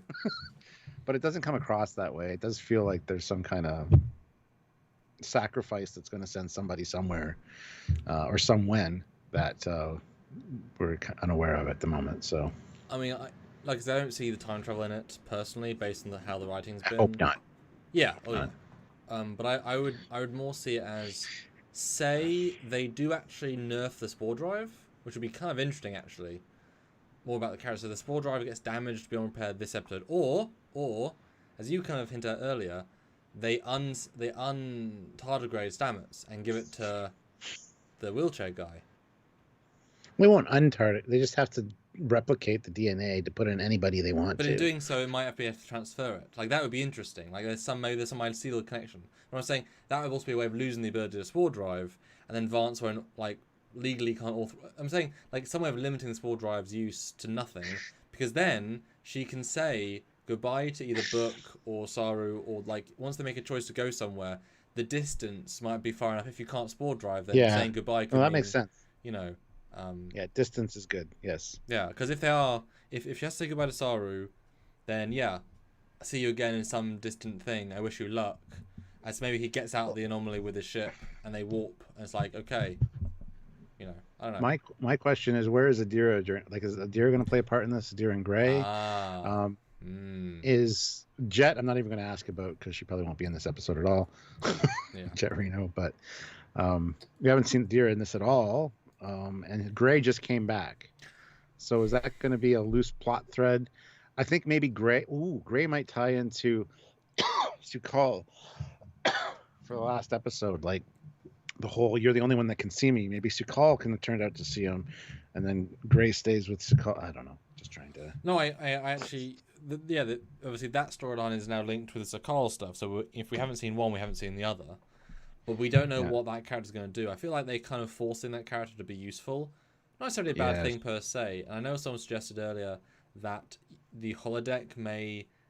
I don't know how it would possibly do this, but take the vision of Gray and make it physical on the holodeck.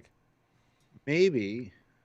Because then maybe that's why Gray is trapped, because Gray is the informant through Adira without knowing it. Really convoluted, but maybe Osira has had this plan for, I don't know. I'm just spitballing. Well, we do need to work out why. We need to know why their ship was attacked by the asteroid. It wasn't an asteroid. I mean, that whole thing is a loose plot. Why did Senator leave the planet, etc.? Like, there's that plot that has not been introduced to be left on the floor. You know. One of the theories for that is that Senator found out that Admiral Vance is a traitor. Was on his. Let somebody know Admiral Vance had him killed. That's what I forget where I read that, but I thought, oh well, that's actually kind of interesting. But I don't want Vance to be a traitor, so screw that. Well, and also based on the how they interacted at this point, that had already been well addressed by now, because she has had memories. Adira has had those memories, so you know that by now. But what do you think about the whole idea of the holodeck being able to? You know, I mean, it works. I mean, we haven't really had any introduction to holodecks at all in this show, but Christian says the dilithium nursery activated Gray. That's why Stamets could hear Culber on the planet. No, they had open comms the whole time, because they even said when they beamed down and they were in their different looks, wonder if the comms are still open. We don't know. And I think it got through just occasionally, sporadically. It was very unclear. Very unclear. Yeah, it's very open-ended. They could do anything with that, really. But I don't think it has anything to do with Gray. But what do you think about being holodeck and Gray suddenly being there? Because it is super future tech. And actually, if you think about how... If we assert that the holodeck is linked to the brain of the thingy and is able to make, then linking to Adira's brain might bring out Gray because it's such a powerful emotion. And then Gray can interact with them, and then maybe Adira chooses to stay. Maybe the Trill is resilient to the radiation, and Adira stays with the kid because then he gets to live out with Gray. But then why do we care? I don't want Gray to be a big character. Even apparently Gray is in season 4. So they both are. Take that into account. But are they? Okay. But that's fine. Well, it has to be. One's in the other one's body as part of them. I'm fine with the mystery of the symbiont being a thing, but like the character already expressed, I'm not happy being a voice in your head. Trill aren't meant to do this. You're meant to be you with experience with my memories in your head. I'm not meant to be here too. I've not got a life. This is not worth my living. That's why I've not been present for a month and a half.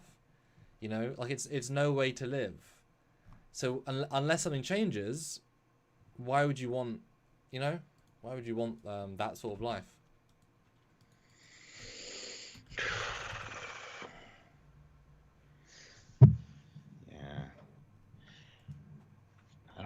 I don't know. I don't know. I don't know what they're going for. This is the Discovery writers we got to keep in mind. So, Yes. as we should actually do that. We did that at the end of the last season. All the plot. Well, we did it with Picard actually. The plot threads that went absolutely fucking nowhere. We should probably do that with this season when it's over. Yeah. As one of our lives after this is done. All the plot threads that went nowhere in Discovery season 3, how they might tie into season 4. I think that would be a good, interesting live, but oh Jesus Christ! I mean, I just don't know what to say because it's the Discovery writers, man. As much as they've improved season 3, I'm just waiting for this other shoe to drop and be like, I don't know. Very true. Unfortunately, we do not care about these characters. Such a shame. Pretty much, we haven't had enough screen time with a lot of them. The thing is, we almost do. You know, it's not as if it's far off. It's just a bit off. And Adira got dropped basically as soon as Adira, because Adira served the purpose of the story, which is great. But yeah. I'm fine for them to set up the new story for next season. Although you would think Adira would know all about holodeck technology and be able to understand, like, hey, try that. You know. Yeah, well, this could link into those damn headbands that Stamets is wearing. If they put one on Adira, they might be able to interface with the computer and make Gray an actual physical being again for some reason. I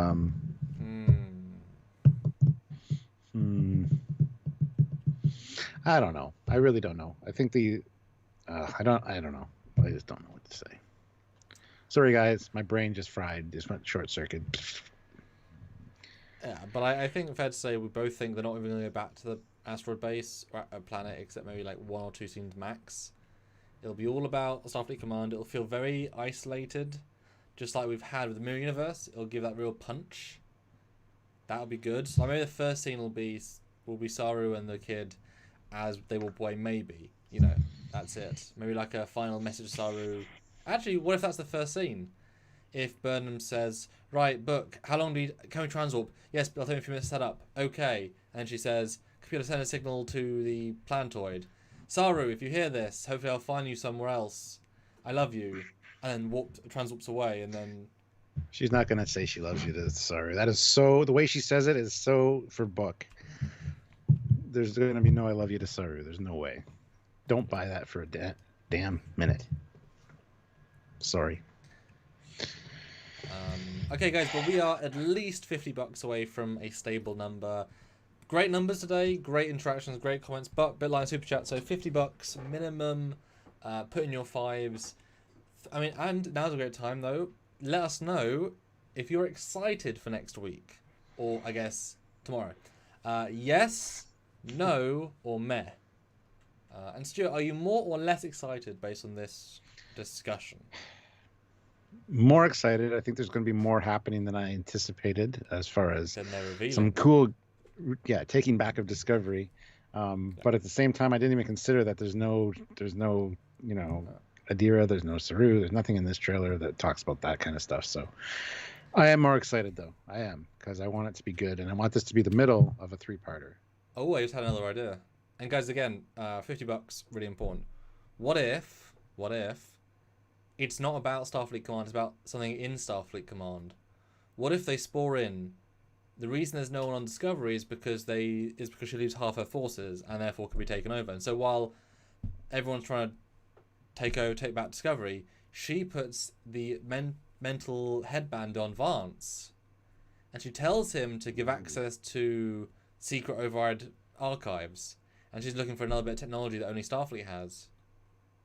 How interesting would that be? Like, he walks her down to like a vault with like a piece of technology, and it does a thing, you know?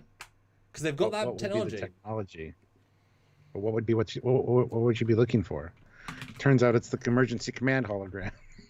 It's the Doctor. But you know what I mean? They've already established they can do that. So why wouldn't they put on the head of Starfleet? I mean, how useful would he be? You know? You think he'd be extremely helpful. Oh, useful, yeah.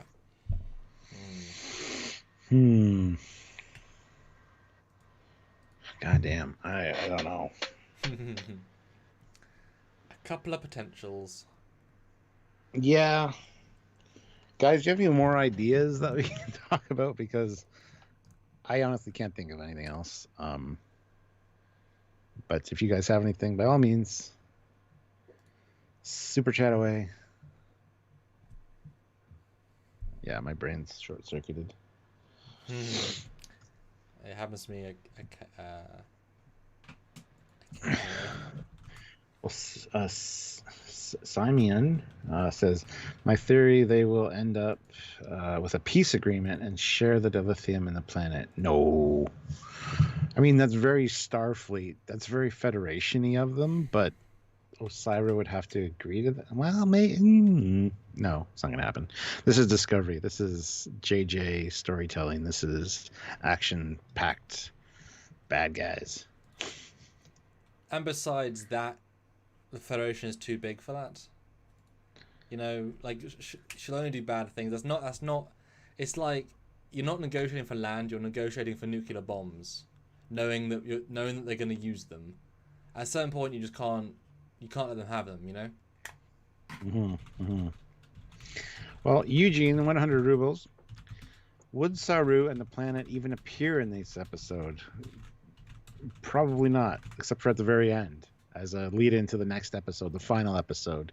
Would be my guess. With a really good trailer, you know, like all about, because they have now set up the holodeck, so potentially, if the Sakal is so scared, the holodeck, he may be able to like rearrange a holodeck into stuff that's really interesting. Because they've been into a forest without any problems, the destroyed thingy temple thing, but they might get, you know, who the hell knows what. But it's a holodeck. They can be really creative for the last part and not be going against, you know, script, as it were.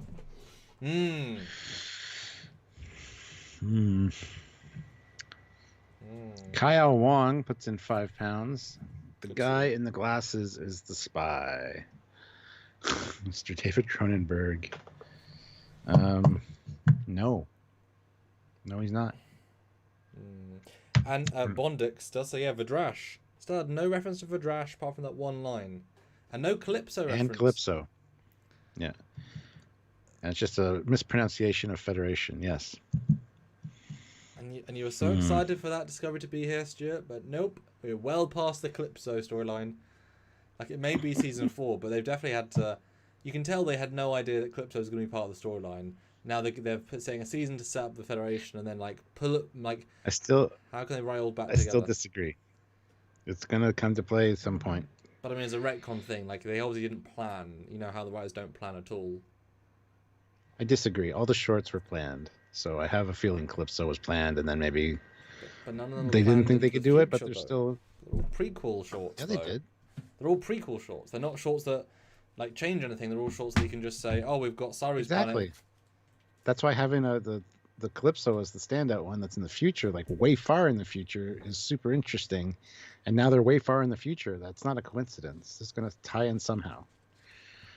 Like in the last episode, Discovery is going to jump away from the lithium planet or something because of the radiation.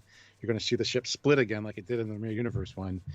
And that's going to be set up for season 4 where it's some reason it split. I don't know. God damn. I want it to be a thing. I want them to have the foresight to have made Calypso like a plan, you know? Just we know it might be too much to ask. Because that was, what, the second short? I think they were still using the original showrunners for season 2 before Kurtzman took over. Because remember, they were filming them during the shorts, and the further back the shorts go, the earlier in the season. So they hadn't even, you know... Mm-hmm. Yeah. I just think it was just before. Because we know they didn't intend to go to the future based on the way it's played. I don't know. I think they just said, hey, everyone loved the short the most. Let's just go really far in the future. You know, then we can all make it play together at the end. Well,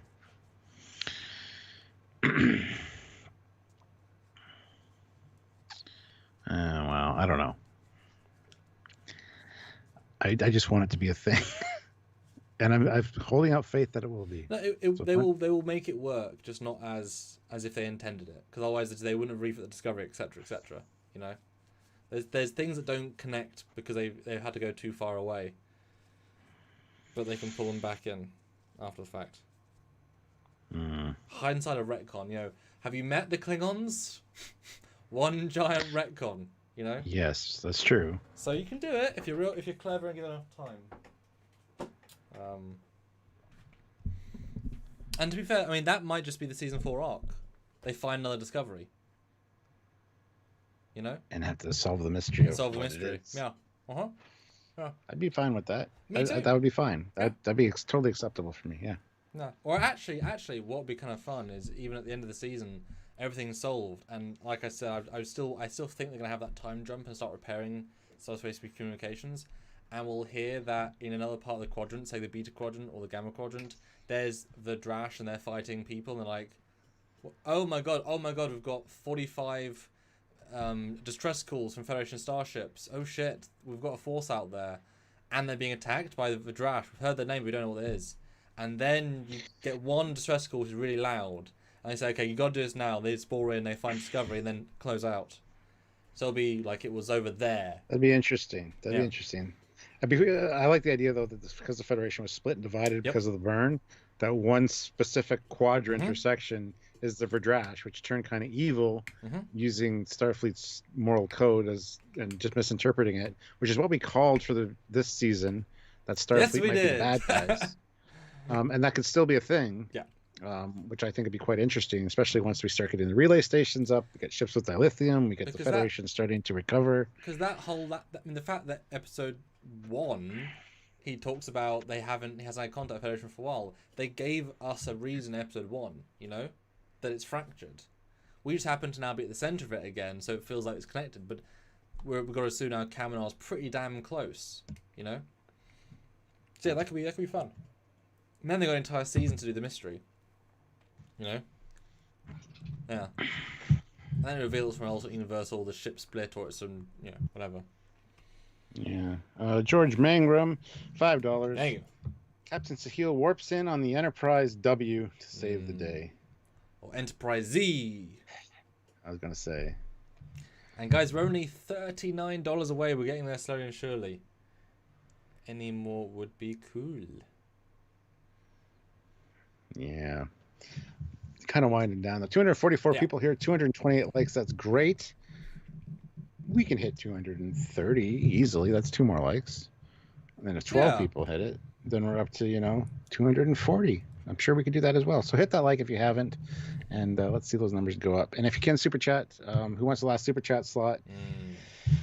I guess right now it's George. So congratulations, George. You get a golf clap from Team Trekyard. That's your reward. Oh, now it's Dave L. $14, guys. You guys are kicking butt. There's butt. I'm kicking it. Squadron Course throws in $5. I want Disco to be good, but it feels like the writers don't have a good plan. Maybe it will get better. Hope so. Happy New Year's, everyone. Happy New Year. It does sound like they have a good plan because they actually stated that this is the first season that they actually had its plan from beginning to end. So far it's been pretty good. It hasn't let us down, really. So can I clarify? I think and see if we both agree what he means, or at least what I think he should mean. They have a plan. We may just not like it. That's going to be the situation. It will be a plan. It'll be thought through. Yeah. It just may not be what we want. Well, so far they've surprised us at every turn and not really gone with things that we would have done, which is nice. Except some stuff. Except, I know, I'm getting there. But, sometimes it's nice to be surprised and kind of get the unexpected, but... Actually, something that could happen if they want to really, stroke the, of the fans. The beard of the fans? See? No, that's one. I didn't go dirty. I Well, was stroking my beard when you said that. This is very Marvel-y, and kind of Bacardi and Coke. I was going to say, it's a good drink, yeah. What if we get the Orion lady on the station and things bobs and Vance manages to send out a distress call, or Discovery does, and then at the end of part 2 or part 3, a Vulcan ship warps in, a Trill ship warps in, an Earth ship warps in, like kind of the call, like the call of Gondor, whatever, and all of our people that we've met throughout the season come back to help, a la season 2, but they all send a ship. Like they've now justified. They think Federation actually now deserves our help there's a potential here because now they've spread the word of more dilithium, etc., from their discovery's resources, and they warp in. That would be fine. That would be perfectly acceptable to me as well, especially if it's Navarre, like the Romulans and Klingon, or the Romulans and Vulcans. Yeah. Because there was that implication that the Federation needs to prove itself for us to rejoin because there was problems before. So yeah, I'd be down with that. And more designs. I mean, and potentially you could even go as far. Maybe they offer to share spore technology with Navarre. And the Vulcan spore in a ship, and that'd be kind of a fun reveal because that president was a good actress, or any of the council, and it'd be kind of a fun opposite end to where Picard did. A goody Romulan warship spores in to help the day. Wouldn't that be kind of funny? The opposite to Picard. That I would be fine with. I think that could be kind of cool. Dave L, €5. Hey guys, do you think the writers are deliberately avoiding more obvious plot avenues? Are they trying to surprise us? Yes, that's what they do. I think. Because obvious point plot things would be like what we've talked about, the probably things that we would probably do.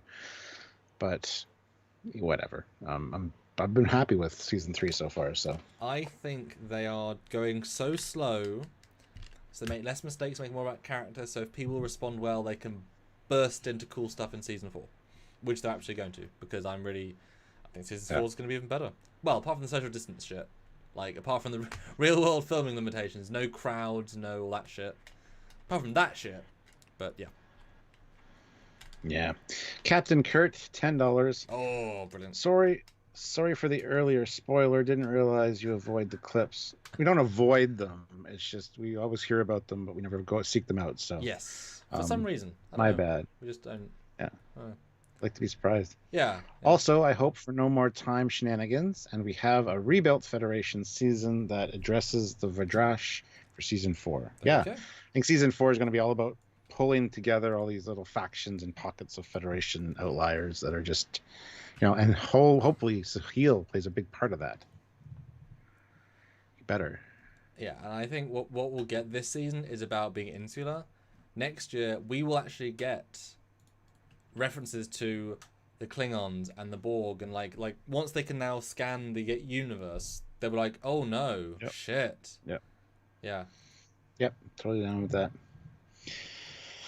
George Nees puts in €5. Have a very good New Year's. Keep up the good work. Thank you very much. We will. You as well have a very safe, good New Year's. Matt Boardman puts in $5. This is Sniper. Thank you, Matt. So he's the last super chat. Until Zachary chimes in with $5. They need to get the Kelpian away from that planet before Vahari happens. Well, that would be a long time ago. I don't think the Kelpians at this point would go through Vahari. This is 930 years later. I think they're beyond that. Especially with all the interbreeding with other races, potentially. Yeah, no, I agree. Yeah. I agree, absolutely. Yeah. Matt Boardman, $2. Re-Sniper. Except... And Christopher Beatty comes in and with $5 and says, my bad, thought of the night Mom warps in, saves the day, and Navarre joins the Federation. That would actually make sense. Damn it. I'd rather be one of the Romulans, but that also makes sense. But then it's still a Burnham saves the day. Well, that's what it'll be. But it's not Michael. It's just Mama Burnham, but no one knows her name. What's her name? I don't know. She's got a name, I think. I've never even thought what her name is. Her name's probably Fred. Or, yeah. A man's name, yeah. Donald. Yeah. Donald Berman. There you go. And the husband's name was Cassandra. Cassandra, Donald, and Michael Burnham, the family. Brian Fuller, you maniac. Stuart, though. I have a question, though. We talked about this briefly before the live. How many of you would like us to do some sort of around New Year's drinking celebration? The spectrum of that being flexible. This is not our end of season retrospectives. It'll be before those, because there's still more stuff to come out. But it'll be a drinking live around the 1st, 2nd, 3rd, sometime there. You let us know if we have enough. We'll only do it if people will come along, help us get drunk. Those are always fun. I'm sure we can do like our Christmas what we got. That's a good time to do that as well. And maybe talk about the year. Who knows? But I want to know: would you come along to that in the next couple of days? New Year's, Trekyards hangout. Just Yes. No topic. Just talking about just hanging out, getting us drunk, hanging out with us for a few hours. It will not be tomorrow. Tomorrow is Sylvia's birthday, so I am taking care of her all day.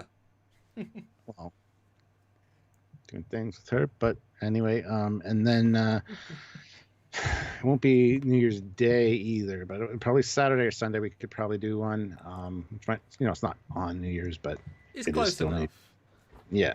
If you guys are interested in the next couple of days, my buddy Rude Chef is here. He said he'll join in. There you go. That's Aaron. So yeah, but yeah. So I won't be doing a live tomorrow. First reaction to Discovery. That'll probably be on the weekends at some point. No. That's what she wants to do with her birthday. Actually, to be fair, me and her are probably going to go live tomorrow or the day after. Just the two of us doing something. So won't be R-rated. That'll be on the personal channel. Yeah. So tune in to the Captain Foley personal channel for that. But yeah, I think we'll probably do something, and then I'll probably do my first reaction on Sunday night again, like I did for this week, and then we'll do our full review of tomorrow's episode on Monday. So yeah, and then we'll get more back into a normal routine after that. So. But all right, that's our last live of 2020. Then has to be then at this point. So happy 2020, everybody. We will see you in 2021. Help us celebrate the start of it by getting us drunk. Please do. It can only get better from here. And Mike Man, keep on making Lower Decks, sir. Please don't stop. That is now your job for the next 10 seasons. Good. Glad we got you. And to be fair though, he was signed on a big contract with CBS, so he is now officially on contract for a while. So that is good news. He's put Captain Foley and Commander Calkins in the background. So. The Suspect Fox throws in $10 Australian for the last super chat slot, hopefully. Inside the Disco Writers Room, we need a captain for the new Voyager J series. What about a transporter accident and we get 2 Burnhams? That's perfect. Dear God. No, just use the EMH, man. That'd be awesome. See, I thought we were going to say bring Captain Foley in until they ruined it horribly. Captain Foley would ruin it horribly. Oh. So. I think, Stuart, you must read Fleet Paw's comment because it's something we celebrate on this channel. Hashtag Justice for Sahil. Yes, please go to Twitter. Hashtag Justice for Sahil. At all the Discovery actors and at Trekyards. Let's get that poor man saved off that damn relay station. Also tag Mike McMahon at Mike McMahon. Because if they can't do it in live action, he can do it in animated somehow, guaranteed. Kai L. Wong, 10 pounds. Thank you very much. Thank you. Did you hear about the controversy about Lucasfilm, Pablo Hidalgo disrespecting YouTube channel Star Wars Theory, mocking his emotional response to Luke Skywalker return in the last episode of Mando? Yes. Who is Pablo Hidalgo, though? He's a high-up executive in the actual Lucasfilm company. Oh, so don't care. So he's like he'd be like Ats Kurtzman's right-hand man sort of vibe. Yeah. Okay. Yeah, I've heard that. But I mean, it's sad. The fans are the ones that are paying the bills, and giving you money to make more cool things, and making cool things is why we're all in the media field. So. Actually, I saw Star Wars Theory. I saw he uploaded his video calling it out 45 minutes after he posted it. So I was like, okay, that's a bit weird. Although of all the things he could possibly say, it's not the worst thing he could possibly say. Just, sucks. Squadra Course, $2. Yay for Lower Decks Season 2. Last. You're not last, Squadra Course, but yes, yay for Lower Decks Season 2. Matt Deckard snipes in with $2 for the love of Detmer, which disgusts and sickens me because he knows that I don't like Detmer. Good job, Matt. Good job. And Techno, yes, they're both going well. Oop, did I give too much away? And yes, I'll email you soon. I'm almost at the end. I've still got one shot for Avalon, and they release like in 2 days. They haven't told me if it's okay yet or not. Come on. Sweet. Thanks, guys. You helped us much higher. Much appreciate. And Matt Deckard, you really earned that last super chat slot. Oh, Matt Boardman. We still got a Matt in last place, but it's a Boardman who's a sniper. A professional sniper. Looking forward to more lower decks. Yes. See, just got to get in that last little. Thank you very much, Matt. So we will see you in 2020. Oh, why is the thumbnail turned off? Timothy Moore, $5. I have been and always shall be your friend. Live long and prosper. Thank you very much, Timothy Moore. Sniping Matt Boardman and Matt Deckard out of last place. Ooh. The Mats have last been... super chat slot. Yeah. But yeah, thanks guys. See you in 2021 for some classic ship goodness. And yes, you'll be able to get us drunk right at the start of 2021. So you can officially make us the most drunk we've been all year in 2021. That'd be fun. It'd be a fun little hangout, yeah. We can show our Christmas presents and such. Yeah. All right. Cool. And thanks for a great year, guys. We've been busy, real busy, and you guys have made us that busy and made us that successful. So thank you so much. And continue to share Trekyards and just help us get to that 100K goal. That is now our goal for 2021. I'm going to push that. Hashtag 100,000 subscribers. There you go. Oh, Squadra Course, $2. We learn by doing. Thank you, Squadra Course. Ooh, Metallica fan 1442, £2. They're not going to let us go. That's what's going to happen. Metallica fan says Happy New Year's, folks. Yes, indeed. Happy New Year's. I don't think Samuel and myself together won't see you before New Year's, but like I said, Sylvia and I might. We might come on tomorrow. I don't know. If not, it'll be on the 1st. So. And you'll still get a nice animation I made tomorrow, plus a video with us. So you'll still see us tomorrow. This won't be live. Yeah, thanks so much. We'll see you in 20. We'll see you next year, guys. A whole year away, but it'll go quickly. The whole year. Oi. That is such a bad joke. I'll see you next year, man. Stuart, I'll see you next year. And I'll see you next year, Commander Calkins. And we'll see her tomorrow. Michael Byrne. Oh, no. I'm looking at Michael Burnham crying as the last picture that I have. Both see Osira tomorrow. Next, yes. And I hope Tilly punches her in the face. Oh, yeah, we're going to get some of that. We're going to get some of that. Cat fight.